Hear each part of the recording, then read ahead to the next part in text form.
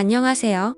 10년 전 제게는 누가 봐도 예쁘다고 칭찬할 만큼의 미모가 뛰어난 와이프가 있었습니다. 그때 당시에 저와 아내는 30대 초반의 동갑 부부였었고 초등학교를 다니는 외동딸 아이 하나가 있었습니다. 저와 아내가 처음 만나게 된 건 남들처럼 특별할 건 없었습니다.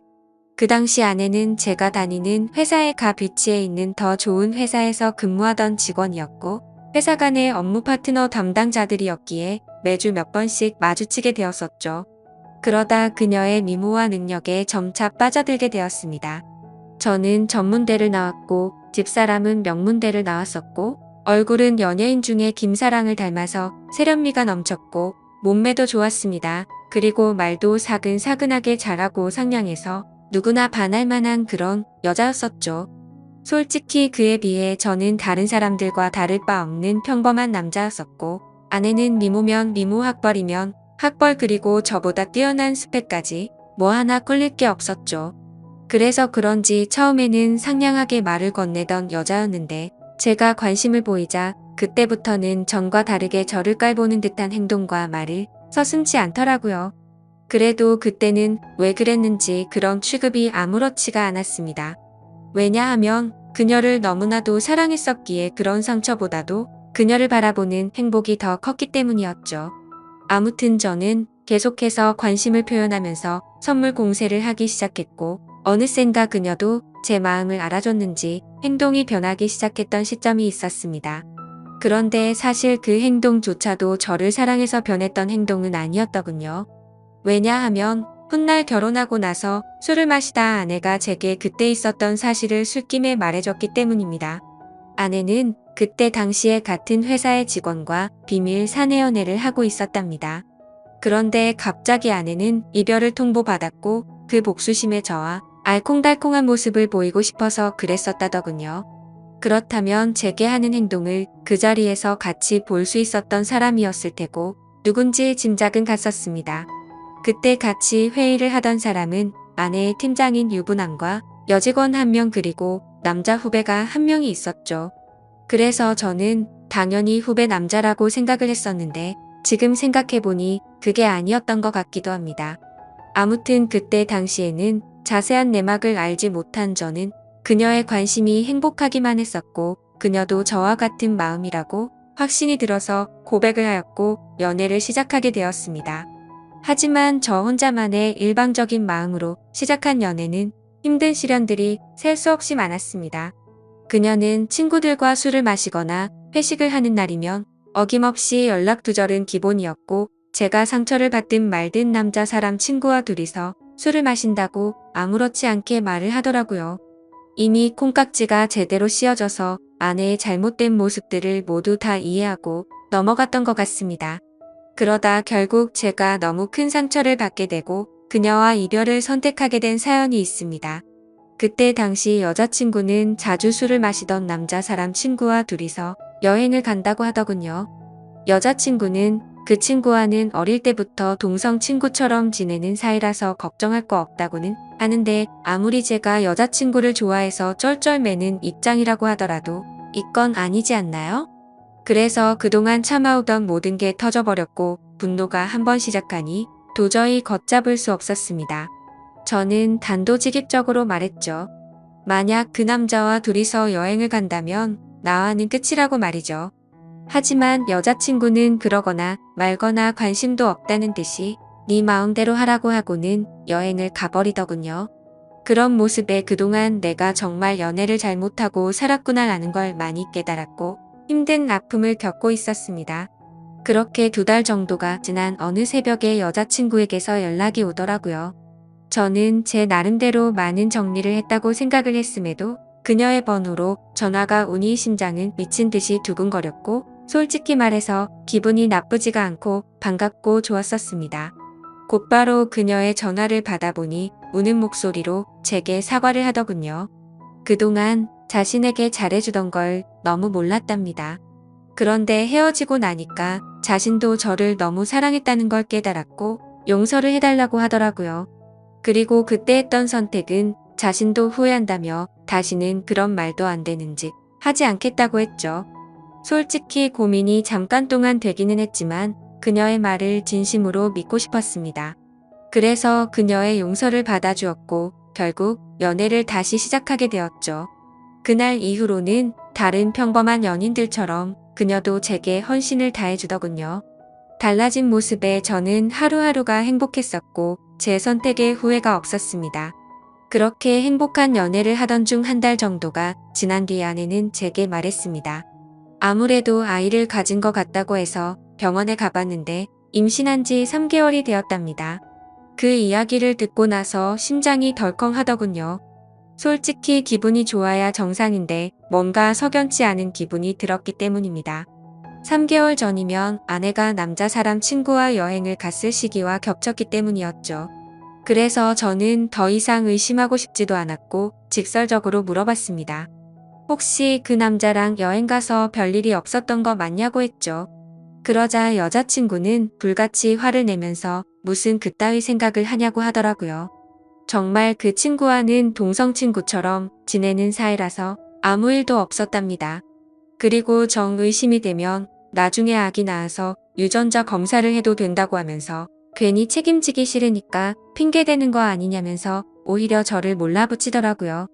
그래서 일단 당장은 아내의 당당한 태도에 제가 너무 의심만 가지고 기분 나쁜 소리를 한 건 아닌가 싶어서 사과를 했고 결국 아내와 저는 아이를 낳기로 결심을 하고 서둘러서 결혼을 했습니다. 신혼집은 걱정이 없었고 아내도 그걸 잘 알고 있었습니다. 그때 당시에는 부모님께서 하시던 자영업이 잘 되고 있었기 때문에 모아둔 재산이 제법 많았었기 때문이었죠. 그래서 신혼집을 서울 한복판에서 대출 없이 작가로 시작했습니다. 그때는 정말 남들 부러울 거 하나 없었고 진짜 세상이 모두 다 제 것만 같았습니다. 결혼을 하고 나서 집사람은 곧바로 다니던 회사를 그만두고 딸 아이를 출산하게 되었죠. 그리고 아내와의 합의하에 딸아이와 저의 유전자 검사를 해봤는데 제 친자식이 맞더라고요. 그래서 아내를 의심한 게 미안한 마음이 커서 그날 이후로 아내를 공주님처럼 모시면서 지내게 되었고 12년 동안 저희 부부는 남들 부럽지 않게 평범하고 행복하게 잘 지내고 살았습니다. 물론 그 생각은 지금 다시 생각해보면 저 혼자만의 착각이었던 것 같지만요. 아내가 연예인처럼 예쁘고 날씬하고 동네 주민들 누구에게나 상냥했었는데 이런 성격들이 어쩌면 다 불행의 시초였던 것 같습니다. 그때는 착하고 상냥한 성격이 마냥 좋다고 생각했는데 믿는 도끼에 발등 찍힌다는 말이 절실하게 생각나더군요. 아무튼 어느 날 옆집의 유명 배우처럼 생긴 데다가 근육질 몸매의 얼굴도 잘생긴 30대 정도의 이혼남이 이사를 오게 되었습니다. 아마도 그 시기부터 뭔가 모르게 평화로웠던 제 삶이 엉망진창으로 뒤엉켰던 것 같네요. 그 사람이 이사를 오고부터 복도에 담배 냄새가 많이 났었고 담배꽁초가 많이 버려져 있었습니다. 그걸 참다 못한 집사람이 그놈에게 주의를 준다고 하면서 말을 섞더니 그 남자에 대해서 나쁜 사람이 아니었다며 저보고도 오고 가며 친하게 지내라고 하더라고요. 솔직히 그때는 그냥 그런가 보다 정도였습니다. 하지만 아내는 저와 이야기를 할 때 자신도 모르게 매번 옆집 아저씨가 이랬다 저랬다 라고 하면서 언제부턴가 옆집에 사는 이혼남의 이야기를 과하다 싶을 정도로 많이 하더라고요. 그래서 제가 회사에 출근을 하고 나서 저렇게 많이 이야기를 나누는 건가 싶었습니다.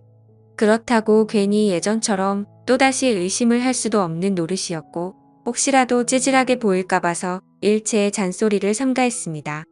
결혼 전에도 딸아이가 제 아이가 아니라고 의심했던 미안함이 너무 컸었기에 사랑하는 아내를 믿을 수밖에 없다고 생각을 했고 그때까지만 해도 다른 생각은 딱히 하지 못했습니다. 하지만 날이 가면 갈수록 아내의 행동에서도 많은 부분들이 달라지는 게 느껴지기 시작했죠. 언제부터인가 제가 퇴근을 하고 집에 들어오면 집사람이 집안에서도 화장을 진하게 하고 있다든지 평소와는 다르게 집에서 입는 반바지나 치마가 과하다 싶을 정도로 많이 짧아졌습니다. 제가 고지식해서 하는 생각이 아니라 그냥 누가 봐도 민망하다 싶을 정도로 너무 많이 드러냈었죠. 오죽하면 근처 슈퍼에 가서 담배를 사고 있을 때 슈퍼 아주머니가 그러더군요. 아이 엄마가 너무 노출이 심하다면서 요즘 동네 아줌마들 사이에서도 말들이 많다고 하더라고요. 하지만 과거에도 아내의 미모를 시기 질투해서 가끔 그런 이야기들이 오고 간 적이 있어서 대수롭지 않게 생각했고 집에서만 지내다 보니 아내가 많이 외로워졌나? 라는 생각까지 들더라고요. 그렇게 아내를 믿으면서 평소와 다름없이 지내던 어느 날이었습니다. 외근을 다녀오고 나서 평소보다 일찍 퇴근하고 집으로 들어갔는데 아내가 샤워를 하고 있더라고요.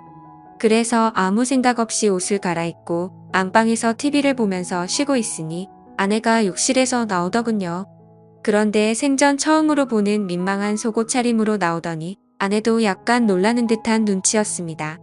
아내는 오늘 무슨 일로 일찍 들어왔냐고 하면서 놀라는데 오늘 외근 갔다가 일찍 들어왔다고 말했고 처음 보는 속옷이라고 하니까 기분 전환 겸 샀다고 하더라고요.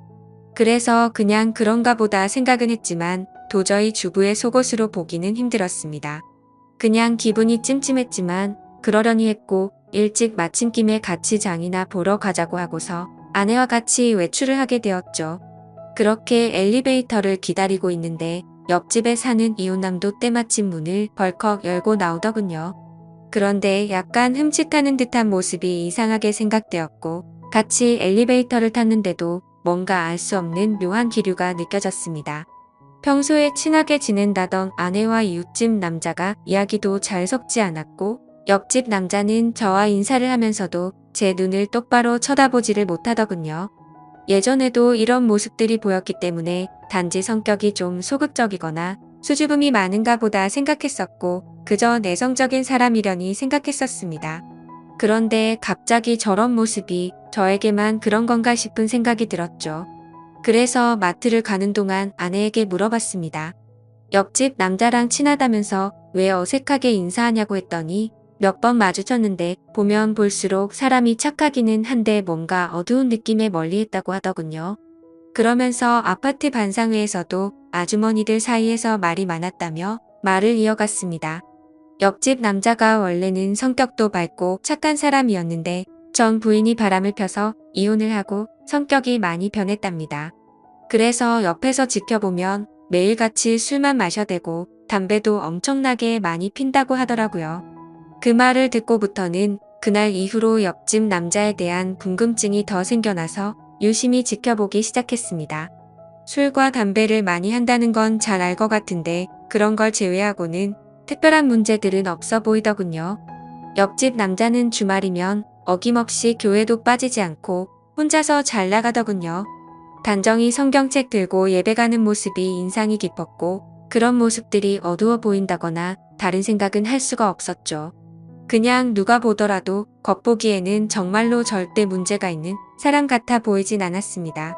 그리고 눈을 잘 마주치지 못할 뿐 제가 보기에는 인사도 잘해서 친절하고 예의가 바른 사람으로 보였고 제가 직접 지켜본 옆집 남자는 아내가 말했던 모습과는 전혀 달랐기에 의심이 싹트기 시작했습니다. 솔직히 말해서 제 아내가 유부녀라고는 하지만 매일같이 운동을 다니면서 관리를 잘해서 아이를 출산하기 전처럼 몸매도 좋았고 피부 관리도 항상 잘해왔기에 20대 중반으로 밖에 보이지가 않았죠. 그래서 길을 가다가도 남자들이 10명 중에 5명은 다시 쳐다볼 정도로 훌륭했었기에 옆집 사는 남자도 충분히 관심을 가지고서 저 몰래 들이대지 않았을까 싶었습니다. 그리고 그때부터는 별의별 생각이 다 들더라고요. 외근하고 일찍 들어간 날도 아내가 굳이 그 시간에 샤워를 하고 있었던 것도 수상했고 왜 그때 때마침 옆집 남자는 외출을 했으며 서로가 어색해했던 이유가 뭘까 이런 생각이 들었죠. 사실은 아내는 그 남자를 만나기 위해서 샤워를 했고 둘이서 만나려고 했는데 제가 있어서 둘 다 놀라서 그런 상황이 벌어진 게 아닌가 이런 생각이 들었습니다. 심지어 그날 마트에 다녀오고 나서도 잠들기 전 낮에 봤던 아내의 모습이 아른거려서 다가갔더니 아내는 이 핑계 저 핑계를 대면서 저를 피했던 모습이 기억났습니다. 절대 2번 다시는 아내를 의심하지 않는다고 맹세하고 지키려고 애써봤지만 의심이 싹을 트기 시작하니 걷잡을 수 없이 커져가더군요. 아내가 입고 있는 의상들도 예전에는 그러려니 했었는데 이제는 옆집 남자한테 잘 보이려고 저 따위로 입은 건가? 라는 생각이 들기 시작했고 회사에서 일을 하고 있을 때도 지금쯤 아내가 바람을 피우고 있는 건 아닌가라는 생각에 일도 제대로 손에 잡히지가 않았습니다. 하지만 뭔가 의심이 되긴 했지만 예전처럼 아무런 증거도 없이 따질 수도 없었고, 솔직히 말해서 이 모든 일들이 제 추측일 뿐 결정적인 사건이 없었기에 제가 착각을 하는 거라고 위안을 삼았습니다. 심지어 일이 걷잡을 수 없이 터져버리고 나면 지금의 이 행복한 가정이 깨지지 않을까 걱정도 되더라고요. 오죽하면 만약 아내가 바람을 피운 게 맞다고 하더라도 살다 보면 집사람도 사람이니까 잠시 한눈을 팔 수도 있고 봄바람에 그러려니 하고 빨리 제자리로 돌아오기만을 바랄 정도였죠. 하지만 아무리 제 자신에게 주문을 걸 듯이 편하게 생각하려고 해도 자꾸 이상한 기분은 지워지는 게 아니라 점점 더 커져갔고 더러운 기분은 머릿속을 떠나지를 않았습니다. 그래서 결국 오랜만에 만난 친구들과의 술자리에서도 제 표정이 어두워 있으니 친구들은 집요하게 제게 무슨 일인지 물어보게 되었고 너무 답답한 나머지 어쩔 수 없이 제 고민을 털어놓게 됐습니다. 그랬더니 친구들은 한참 동안 고민을 하더니 한 친구가 솔깃한 방법을 제안해 주었습니다. 집안 천장에 작은 소형 카메라를 설치하는 게 어떻겠냐고 권하더군요. 이렇게 백날 첫날 고민하고 또 고민해봤자 의심은 더 커질 거라며 차라리 제 생각이 맞든 아니든 하루라도 빨리 하는 게 저와 딸아이를 위한 거라고 하더라고요. 그 말을 듣고 보니 저도 같은 생각이었습니다. 예전에 딸아이의 친자 검사를 할 때도 의심을 하던 시기가 너무 힘들었었고 막상 검사를 할 때는 덤덤했었고 제 친자식이라는 결과가 나오니 더 행복해졌던 전례가 있었기 때문이었죠. 아내를 또다시 의심해서 미안하지만 만약 아니라면 평생 동안 헌신하겠다는 생각으로 아내가 운동을 나가고 집이 비어있는 시간에 작은 소형 카메라를 설치하게 되었습니다. 지금부터 세상에 이런 일이 또 있을까 싶은 반전 드라마가 시작됩니다. 저는 저보다 덩치도 좋고 근육질의 탄탄한 몸을 지닌 옆집 남자를 가만두지 않으려고 혼자서 온갖 상상을 했고 혹시라도 벌어질 위기 상황에 대처할 모든 만반의 준비를 하고 마음을 가다듬었습니다. 혹시라도 제가 예상했던 대로 아내와의 불륜이 확인되면 그냥 주먹 다툼을 하고서 징역이라도 가겠다고 각오까지 했을 정도였죠. 그렇게 저는 떨리는 마음을 진정시키면서 며칠 동안 매일 녹화된 비디오를 틀어보았습니다. 태어나서 처음으로 겪은 감정이었는데 정말 세상 지옥이 따로 없더군요. 저희 집으로 어떤 허우대 멀쩡한 남자가 우리 집에 들어오더군요. 그때부터는 설마 했던 마음이 확신으로 바뀌었고 손이 정신없이 떨렸습니다. 아무튼 집사람과 그 남자와 너무나도 자연스러워 보이더군요. 결국 최악의 상황들이 벌어졌고 제 믿음에 대한 대가는 배신으로 돌아오고 말았던 거죠. 그동안 왜 집사람이 그동안 그런 행동들과 지나친 의상들을 입었는지 그제서야 모든 이유를 알 것 같았습니다. 그러다가 남자가 카메라 쪽으로 뒤돌아서게 되면서 그 정체를 알게 되었죠. 저는 당연히 옆집 남자겠거니 생각하면서 얼굴을 유심히 들여다보고 있는데 깜짝 놀라서 소리를 지를 뻔했습니다. 제가 예상하던 옆집 남자가 아니라 아랫집에 사는 제 딸아이의 친구 아빠더군요. 그 남자의 딸과 제 딸아이가 같은 학교를 다니는 친구라서 부모들끼리도 잘 알고 친한 사이였습니다. 그래서 그런지 이런 말도 안 되는 짓거리를 하고 있었다라는 게 너무 현실감도 없었고 이해도 되지 않더라고요.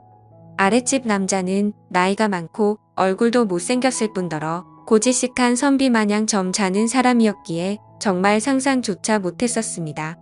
그때부터는 도저히 제정신으로 버틸 수가 없겠더군요.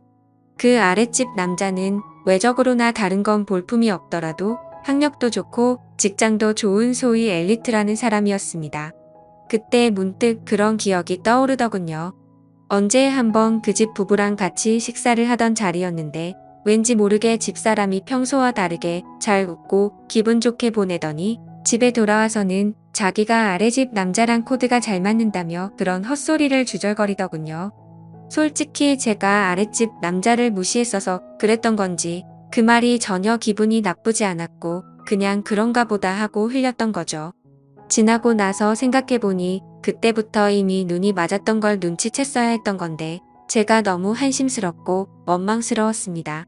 저는 너무 열이 받아서 지금까지 벌어진 모든 사실을 인터넷에 올려서 이것들을 온 천하에 알리고 싶었고 2번 다시는 세상에 차마 얼굴도 못 들고 살게 만들고 싶었는데 차마 딸아이 때문에 도저히 그렇게는 못하겠더군요.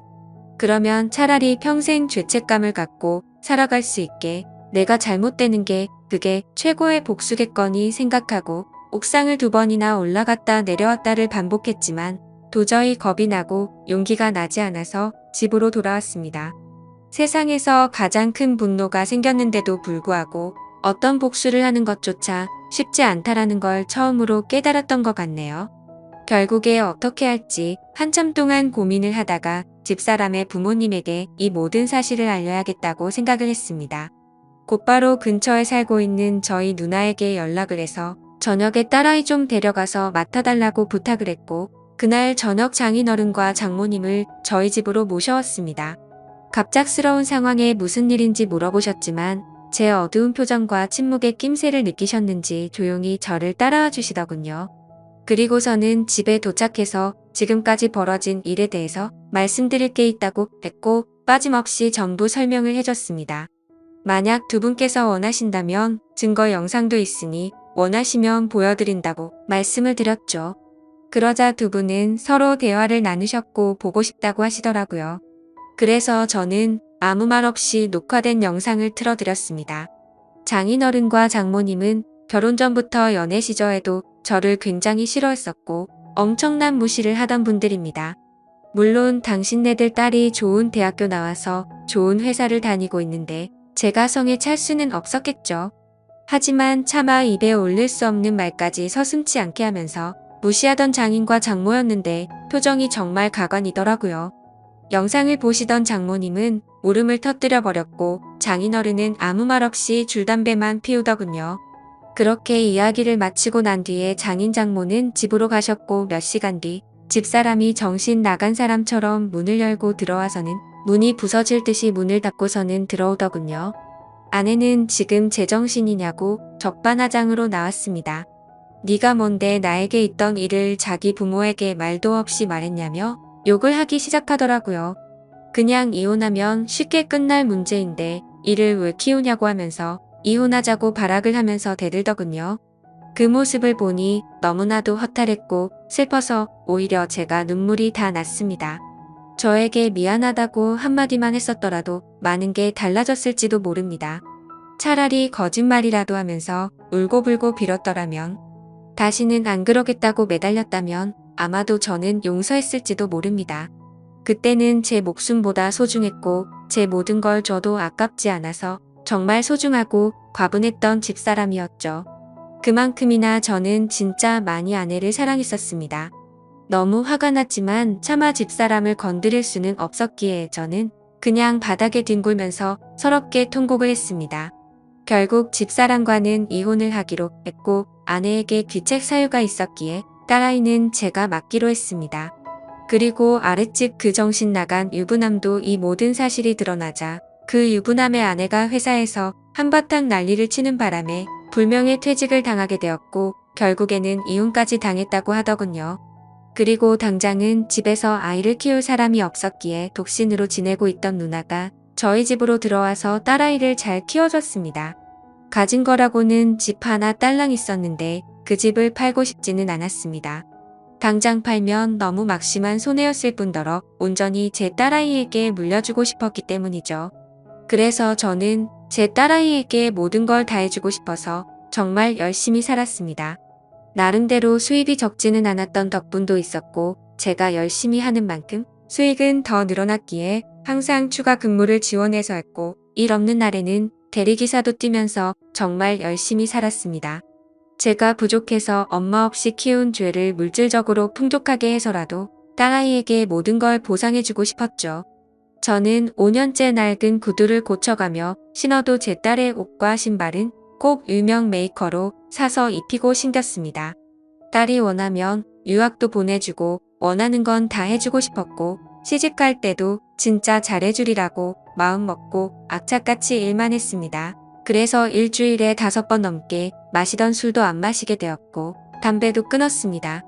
하루에 15시간씩 고된 일을 하고 집에 들어와서 공주님처럼 본이 자고 있는 제 딸을 보면 신기하게도 그날 있었던 모든 피곤함과 스트레스가 모조리 사라지는 기분이 들더군요. 딸 아이가 엄마가 없는데도 불구하고 큰 말썽도 안 부리고 건강하게 잘 커져서 고마웠습니다. 쌓여가는 딸의 시집 미천 통장 잔고가 쌓여가는 걸 보면서 제 인생도 제자리를 찾아가는 기분이었죠. 그러다 딸 아이가 초등학교를 졸업하고 중학교 들어갈 때쯤 저에게 중매가 들어왔습니다. 여자가 얼굴도 참하고 통통하고 다 좋은데 약간씩 다리를 절더라고요. 공부도 많이 하지 못했고 집안에 돈을 보태주느라 모은 돈도 500만 원 정도 밖에 없다고 했습니다. 허우대 멀쩡해서 예쁜 몸 자랑하느라 이 남자 저 남자한테 눈 웃음 치면서 사는 여자보다는 낫다고 생각들더군요. 다리를 절어도 마음을 저는 것보다 제대로 정신 박힌 여자가 훨씬 더 낫겠지라고 생각을 했습니다. 저희는 그렇게 중매로 만나서 서로가 점점 호감을 쌓아가게 되었고 결국에는 따로 식은 올리지 않고 혼인신고만 하게 됐습니다. 그 이후로 저와 아내는 살림을 합치게 되었고 바로 그 다음 해에 아들을 갖고서 낳게 되었습니다. 지금의 제 아내는 처절하고 아팠던 지옥 같은 제 과거를 보상해주는 하늘에서 내려준 천사 같은 복덩어리였습니다. 아내는 빈손으로 결혼해서 미안하다며 늘 미안하다는 말을 입에 담고 살았고 제가 그렇게 말렸는데도 불구하고 살림에 도움이 되고 싶다면서 동네 마트에서 다리를 절면서도 알바를 하더군요. 예전 집사람은 지방에서 연하남과 살림을 차렸다고 하던데 철이 없는 남자를 만났는지 형편이 말도 안 되게 어렵다고 하더라고요. 그래서 가족들한테 돈을 엄청나게 빌린 뒤로는 가족들에게조차 도통 연락이 없다고 하더군요. 뭐 그러던지 말던지 저는 제 인생을 살려고 합니다. 이젠 저는 두 아이들을 위해서 그리고 지금의 아내를 위해서 더욱 더 열심히 살 겁니다. 어제 성과금이 들어왔습니다. 오늘은 저녁에 아내가 좋아하는 소고기에 소주나 한 잔 마시면서 하루를 정리하려 합니다. 지금까지 제 사연을 읽어주셔서 감사합니다.